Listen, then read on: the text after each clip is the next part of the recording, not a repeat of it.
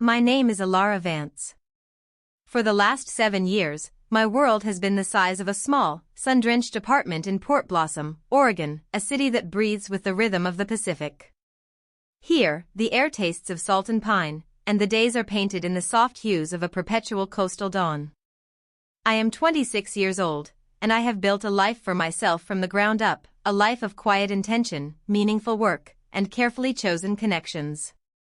It's a life I designed as a sanctuary, a fortress against a past I had surgically removed from my present. 15 days ago, that past found its way to my door. A call from a number I didn't recognize, a hesitant voice on the other end that my heart knew before my mind did. My mother. 7 years of silence, broken not by an apology or a longing for reconciliation, but by the gravitational pull of a family crisis. To understand why this call felt less like a bridge and more like a summons, you have to understand my life before Port Blossom.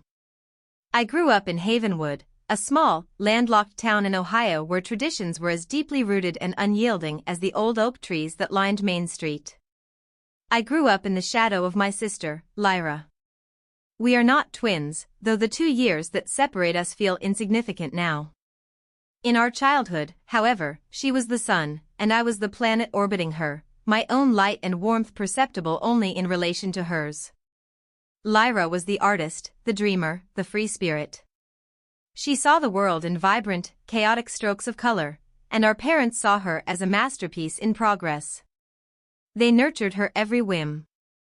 Her canvases, her expensive paints, the endless array of classes for pottery, weaving, and sketching, these were investments in her soul. She was considered delicate, a rare flower that needed constant tending. I was the gardener. I was practical, studious, and self-sufficient. I earned straight A's, captained the debate team, and ran cross-country until my lungs burned and my legs ached, chasing a feeling of accomplishment that I hoped would one day be enough.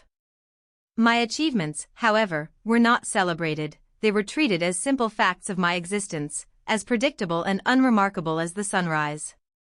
When I asked for new running shoes, I was told not to be materialistic. When I won a state-level scholarship for an essay I'd poured my heart into, they nodded politely before turning the conversation back to a new mural Lyra was planning for her bedroom wall. It wasn't that they were cruel in their words, their cruelty was in their silence, in the vast, echoing space where their praise for me should have been. It felt as if my competence was an inconvenience, a quiet reproach to Lyra's beautiful, celebrated fragility. The final, definitive fracture occurred when I was 19. I had worked tirelessly through high school, my grades securing me a place in a prestigious business program at a university 3 states away.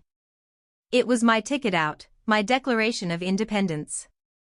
Lyra, meanwhile, had decided college wasn't for her.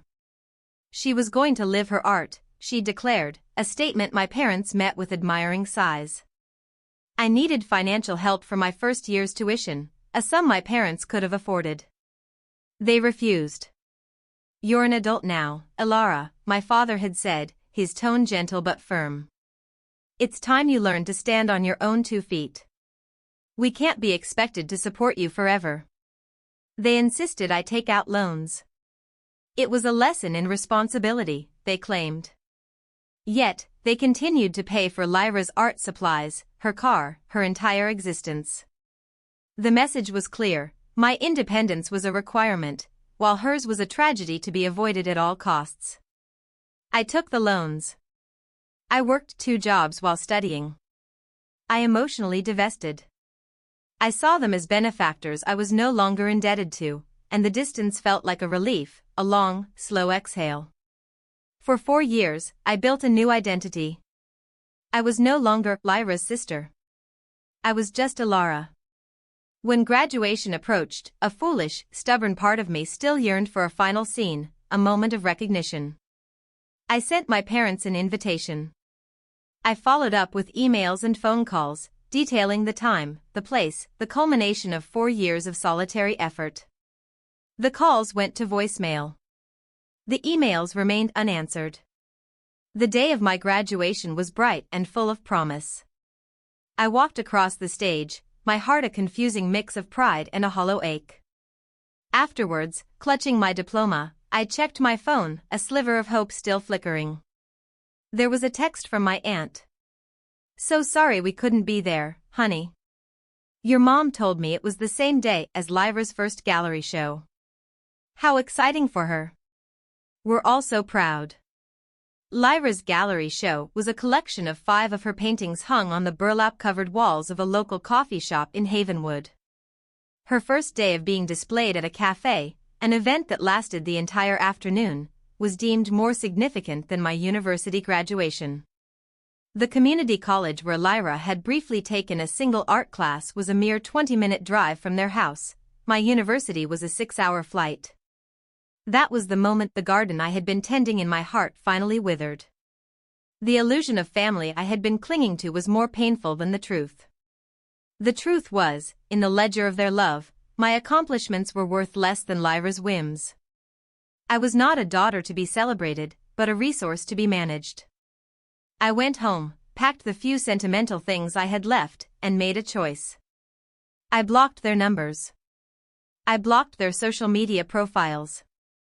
I cut every cord, not with anger, but with the quiet, devastating finality of a surgeon removing a diseased organ. It was an act of survival. And I survived. I thrived.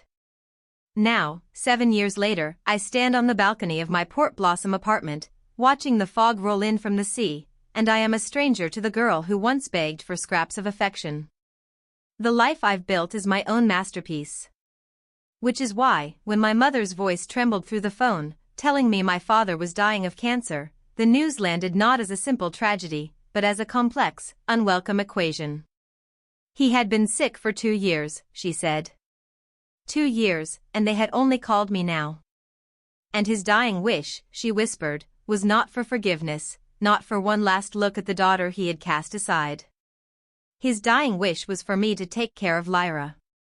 Even on his deathbed, I was not the daughter to be loved, but the daughter to be used. I was the strong one, the responsible one.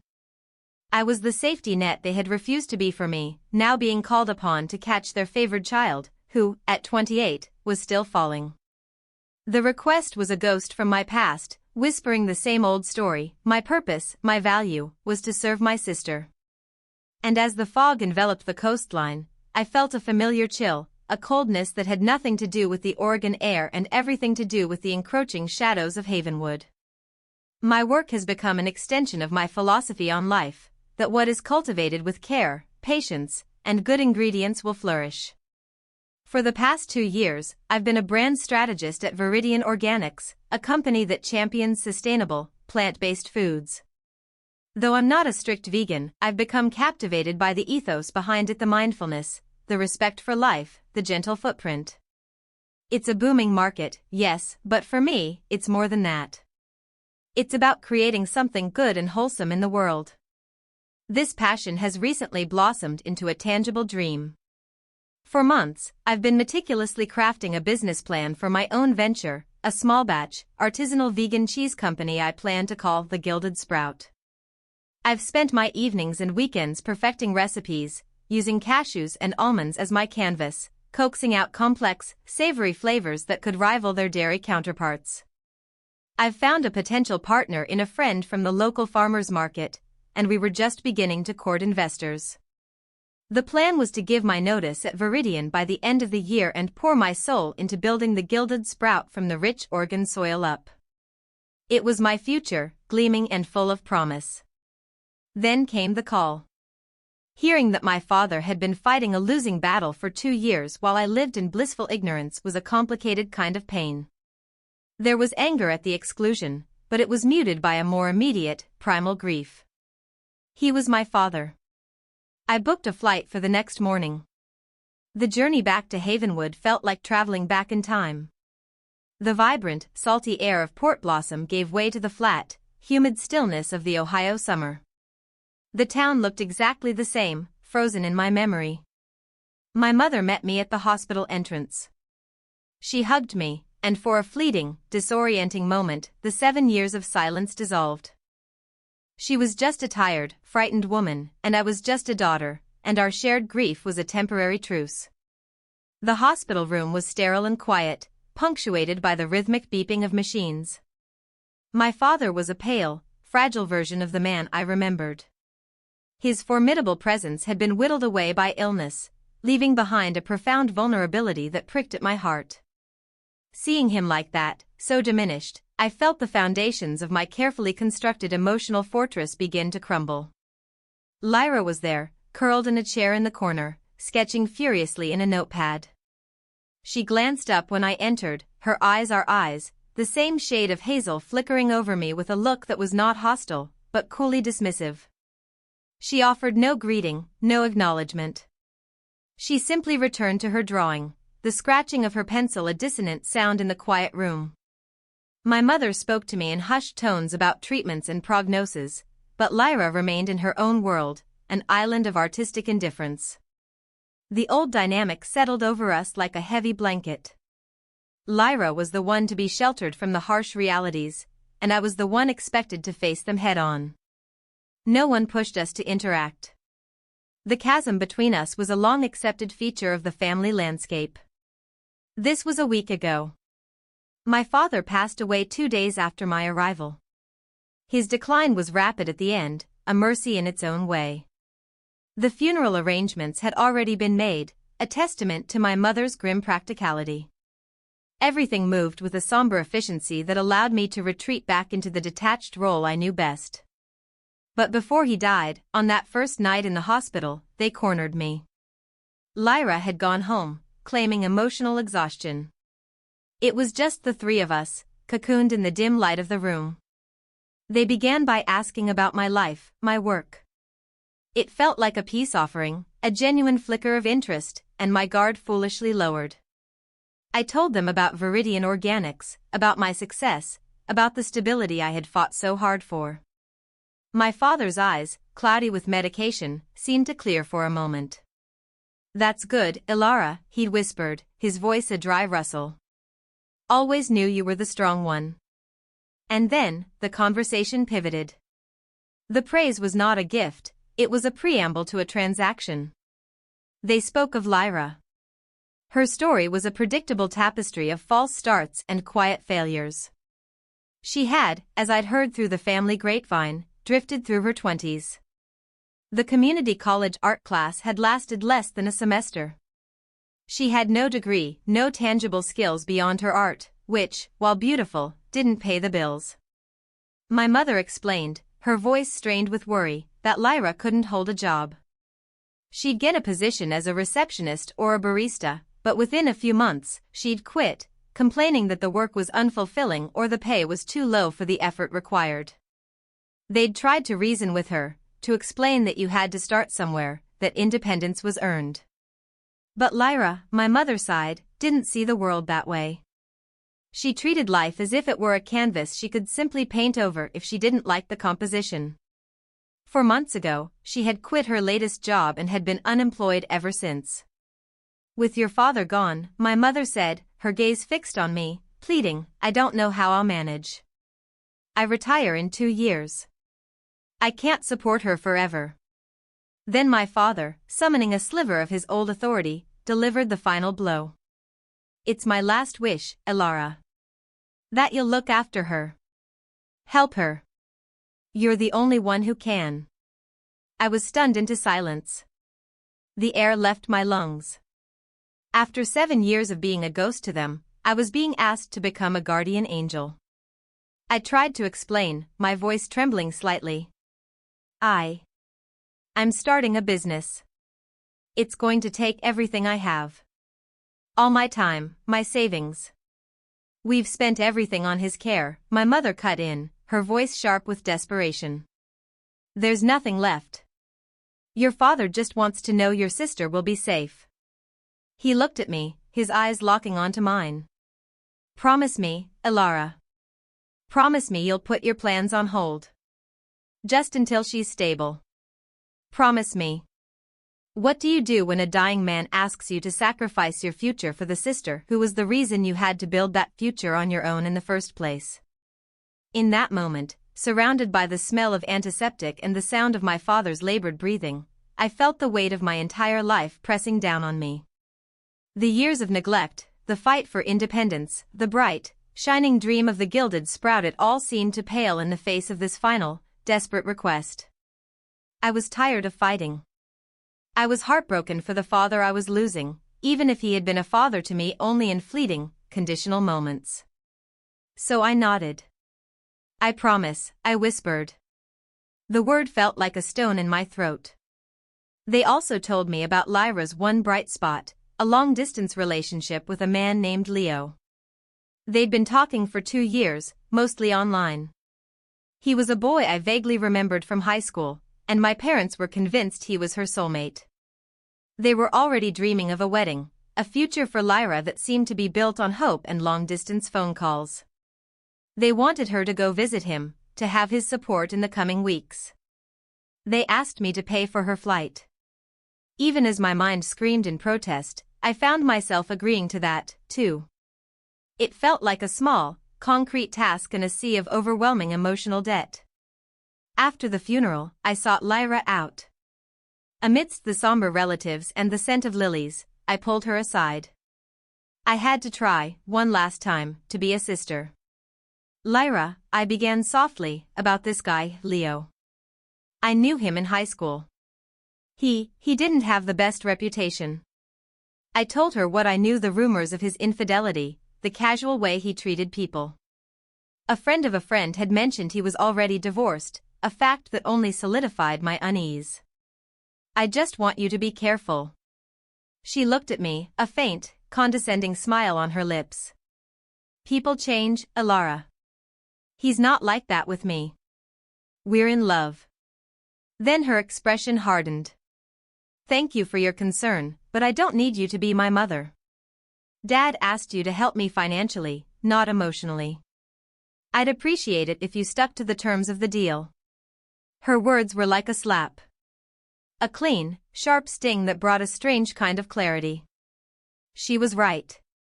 The promise was about money and stability, not about my feelings or my warnings. It was a business arrangement, brokered on a deathbed. Fine.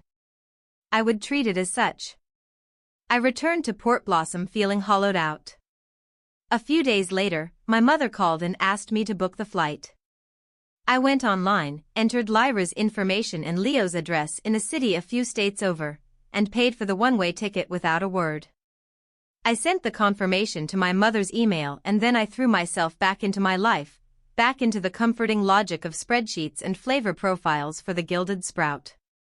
I tried to push Havenwood, and the promise I had made, into a locked room in my mind. For a week, it worked. The rhythm of my life in Port Blossom began to heal the fresh wounds.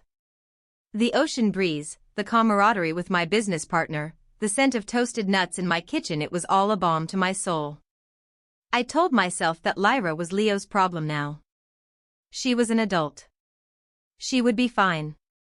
I was wrong. Yesterday evening, a torrential downpour swept in from the Pacific, lashing against my windows. I was curled on my sofa, a cup of tea in my hands, sketching out new logo designs for my company, when the doorbell rang. It was late, past 10. My heart lurched with a sudden, inexplicable dread. I opened the door to find Lyra standing on my doorstep, drenched and shivering, her duffel bag slung over her shoulder. Her face was a mess of running mascara and raw despair. The moment our eyes met, her composure shattered. A gut-wrenching sob tore from her throat, and she collapsed into my arms, weeping uncontrollably. I was so stunned, I could only pull her inside and close the door against the storm. Through her ragged, hiccuping breaths, the story tumbled out, a tangled wreckage of her hopes. She had wanted to surprise Leo, showing up a day early. But the surprise had been hers. When she'd arrived at his house, she'd found him laughing on the couch with another woman, his arms slung casually around her shoulders. I was right, she choked out, her words barely coherent. You were right about everything. I led her to the couch and wrapped her in a thick blanket, my mind reeling. I made her a cup of tea, the same kind I had been drinking, and sat opposite her, waiting for the storm inside her to subside. As she sipped the warm liquid, her hands still trembling, she recounted the ugly details. When she confronted him, demanding to know who the other woman was, Leo hadn't been apologetic or even flustered. He had been cold, dismissive. "We were never exclusive, Lyra," he'd told her, his voice devoid of any warmth. "We've seen each other in person for what, a total of 3 weeks in 2 years? I have a life here. You have no right to question it." To Lyra, those 2 years had been a grand romance. She had built an entire future in her mind around this man, a future our parents had co-signed with their eager hopes. To hear him reduce their connection to a casual, non-committal arrangement was more than a heartbreak, it was the demolition of her entire fantasy. "I was loyal to him," she whispered, staring into her teacup. I thought we were going to get married." The humiliation and rage had boiled over. In the hallway, as he stood there looking at her with what she described as pitying annoyance, she had lost control. She'd picked up her duffel bag and, in a blind surge of fury, swung it at him. She hadn't meant to cause real harm, only to make a point, to vent the unbearable pressure in her chest. But the bag was heavy, and a small metal zipper pull on the side had caught him just above his eyebrow. He'd cried out, stumbling back, his hand flying to his face. When he pulled it away, it was covered in blood. The sight of it, she said, had shocked her back to reality. The blood, bright red against his pale skin, was a terrifying consequence she hadn't anticipated. Panic seized her. Without a second thought, she grabbed her things and ran. She fled his house, his neighborhood, his city. She ended up at the bus station, a frantic, sobbing mess, and boarded the first bus that was leaving, not even caring where it was headed. 9 hours later, it deposited her in Port Blossom. My city. She didn't want to go home and face our mother. She was too ashamed to call and ask for my help. So she had walked from the bus station to my apartment, the rain washing away the last of her pride. "This is my rock bottom, Ilara," she said, her voice gaining a sliver of conviction. "I see that now. All of this, it's a wake-up call. I'm done being the person who runs away, who quits, who depends on everyone else. I'm ready to change. I want to be independent, like you." She looked up at me then, her eyes wide and earnest, and what she said next sent a chill down my spine.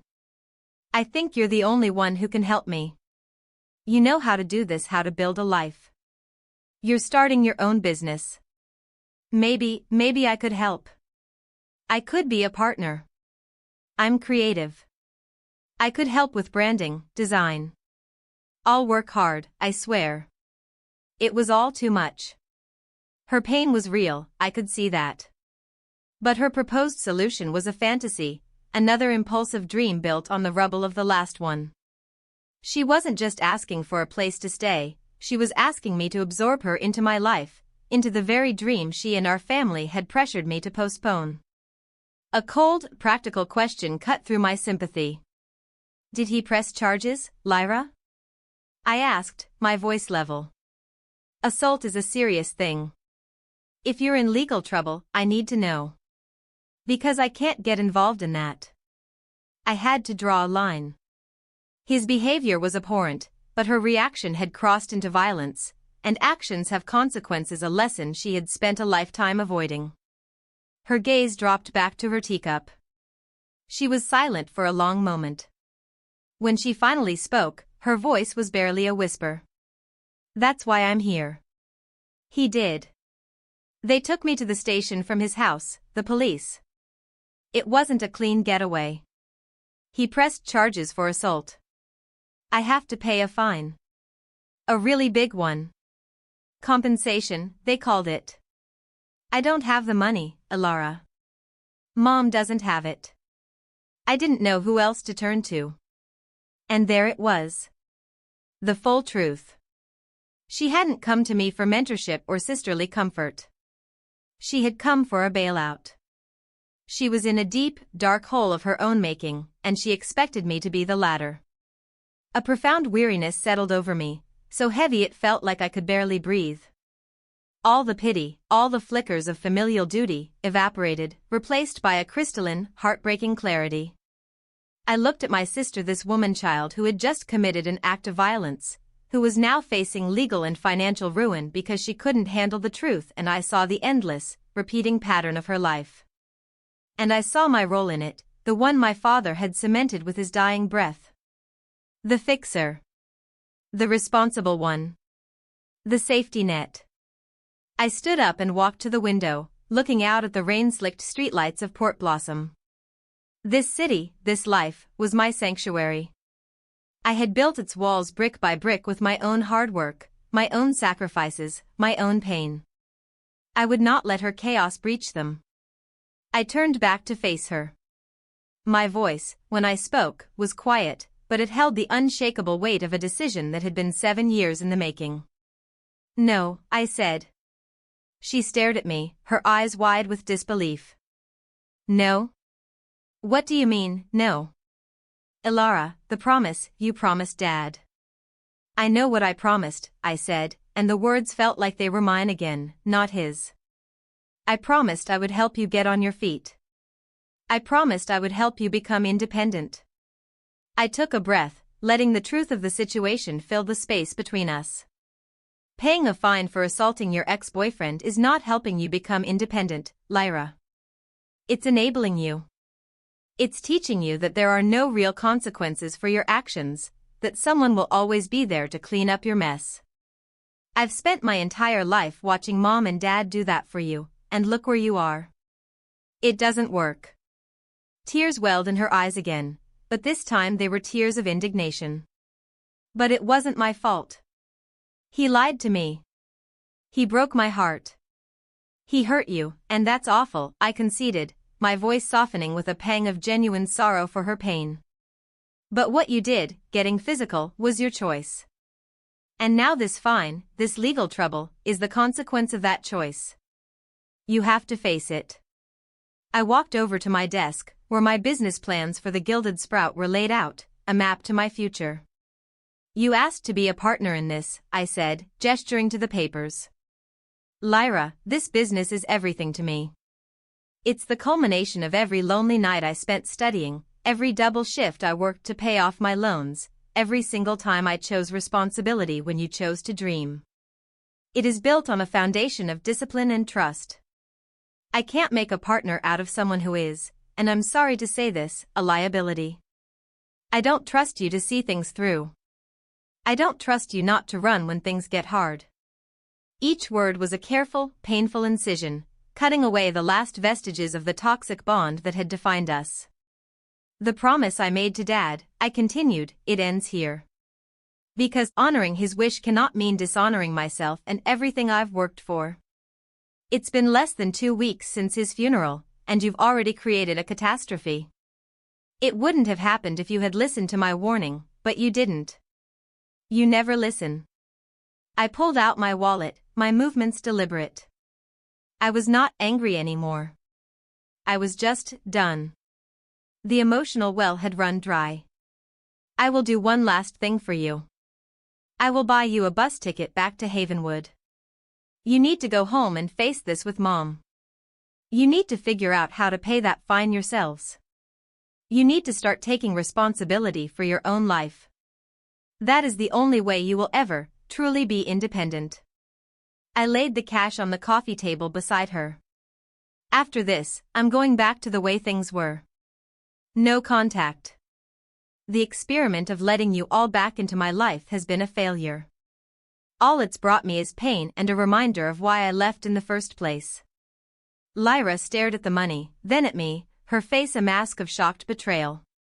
She didn't argue.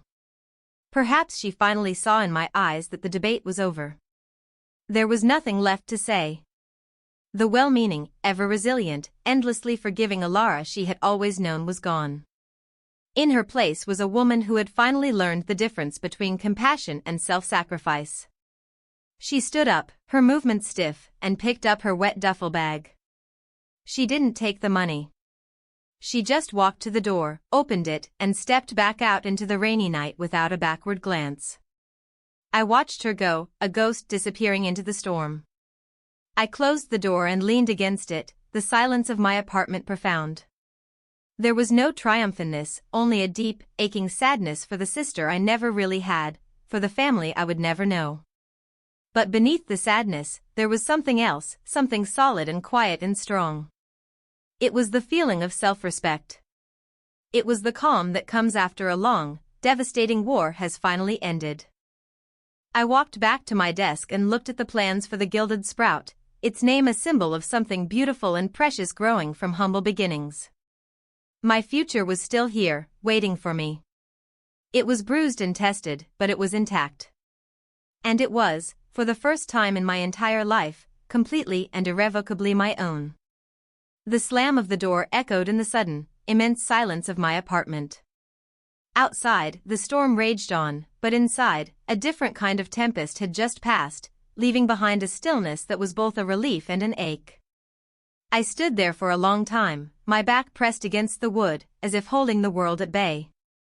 My sister's presence lingered in the room like a ghost, the damp patch on the rug where her bag had dripped, the teacup she'd left half full on the table. My first impulse was mechanical. I picked up the cup, her fingerprints still a faint smudge on the ceramic, and carried it to the kitchen. I washed it, dried it, and placed it back in the cupboard, the simple, domestic act a strange counterpoint to the seismic shift that had just occurred in my life. I had severed the final thread.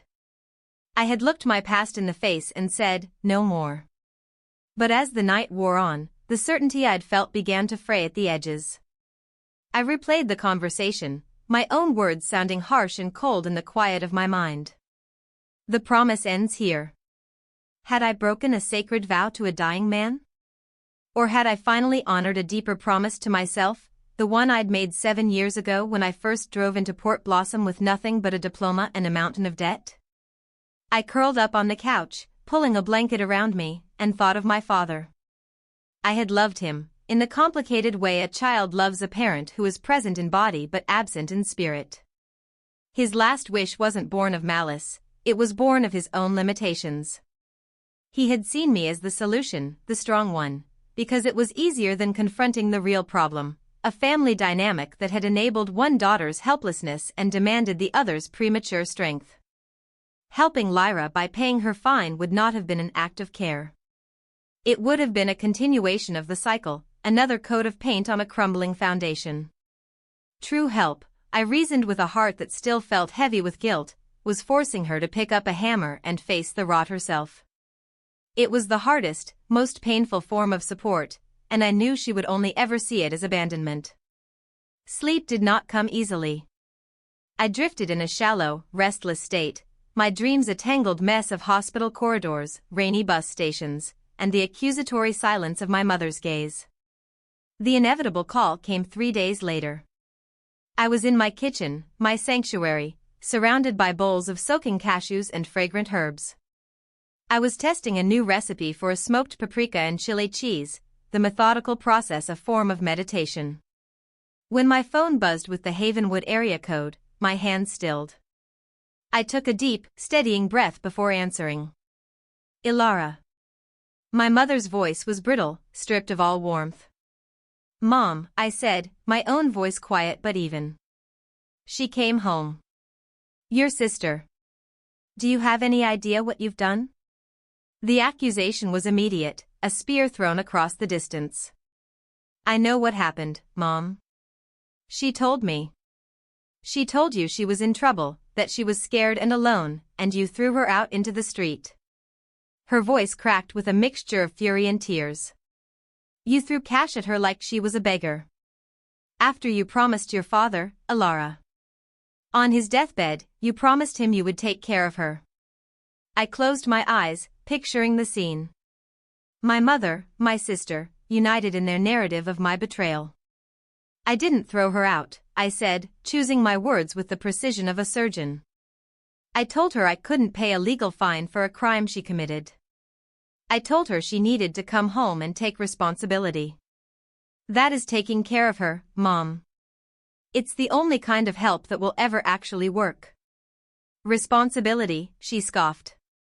She's a mess. Her heart is broken, she's been humiliated, and now she has this hanging over her head. She needed her sister, and you turned your back on her. You have this perfect life you've built, this successful career, and you couldn't spare an ounce of compassion. The injustice of her words was a familiar sting. My perfect life hadn't been handed to me, it had been forged in the fire of their neglect. My compassion, I said, my voice hardening despite myself, is the reason I didn't write her a check. Paying her way out of this would have taught her nothing, except that she can always rely on someone else to fix her mistakes. You and Dad did that for 28 years. It has to stop. She has to learn to be her own safety net. So you're just going to wash your hands of us? Of your family? The question hung in the air. I looked around my sunlit kitchen, at the vibrant green of the parsley on my cutting board, at the business plan for the gilded sprout pinned to a corkboard. This was my life. This was my family now, my friends, my partner Ben, the dream I was nurturing. Yes, I said softly, the word of final, sorrowful acceptance. I think I have to. For my own good, and maybe, in the long run, for hers too. I'm sorry you're hurting. I'm sorry she's in trouble. But it's not my trouble to fix. There was a choked sob on the other end of the line, then the sharp click of her hanging up. I set my phone down on the counter. The line was cut. The silence that followed was absolute. I felt a wave of grief for the mother I wished I had, the one who might have said, I understand. This is hard for all of us. But that was a fantasy, as unreal as Lyra's perfect romance with Leo. I stood there for a moment, then turned back to my cashews, my herbs, my future. I had work to do. The weeks that followed were a blur of focused, healing work. I threw every ounce of my energy, every spare thought, into the gilded sprout. Ben, my business partner, a kind, steady man with earthy hands and a calm smile, was my rock. He knew the broad strokes of my family history and listened without judgment as I haltingly explained the events of Lyra's visit. He didn't offer advice, only support, showing up with coffee for our early morning meetings and celebrating every small victory with a quiet fist pump. And there were victories. We secured a small business loan. We found the perfect little storefront for lease in a bustling neighborhood, a former bakery with good bones and a space in the back perfect for our production kitchen. We spent weekends painting the walls a warm, inviting cream and sanding down a beautiful old wooden counter for the storefront. The air filled with the scent of sawdust and possibility. I was creating something from scratch, something wholesome and good. Every batch of smoked hickory and sage cheese that came out right, every label I designed, every spreadsheet I balanced was an act of creation, a reaffirmation of my own competence and worth. I was building a life that nourished me, and the deep, constant ache of my family's absence began to slowly recede, replaced by a quiet, burgeoning pride. I was happy. It was a simple, uncomplicated happiness I had never allowed myself to fully feel before. One rainy Tuesday afternoon, about 3 months after my mother's call, I was sorting through the mail at the new shop. Bills, flyers, and then, a single, thin envelope with a Havenwood postmark. My name and the shop's address were written on the front in an elegant, looping script I didn't recognize at first. It was Lyra's. My heart did a familiar, nervous flutter. I almost threw it away. I had promised myself no more contact.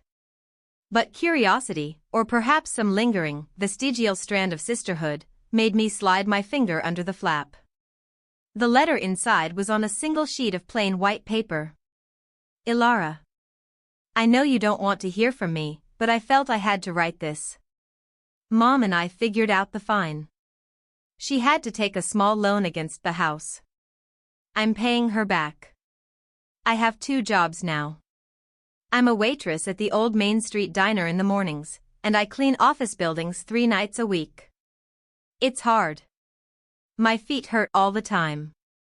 But at the end of every week, I have a paycheck that I earned. It's not much, but it's mine. I'm not painting right now. I don't have the time or the energy. Maybe someday. I wanted to say you were right. Not just about Leo, but about everything.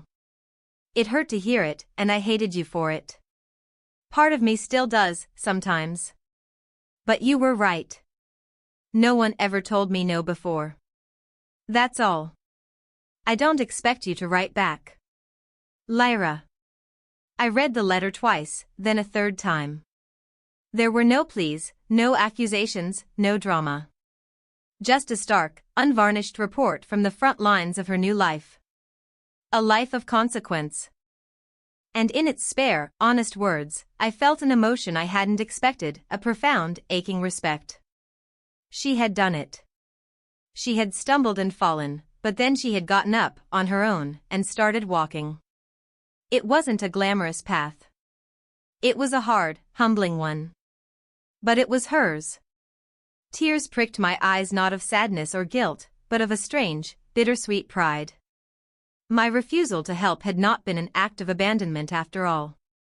It had been the key that unlocked her cage, forcing her to learn that she had the strength to walk out on her own.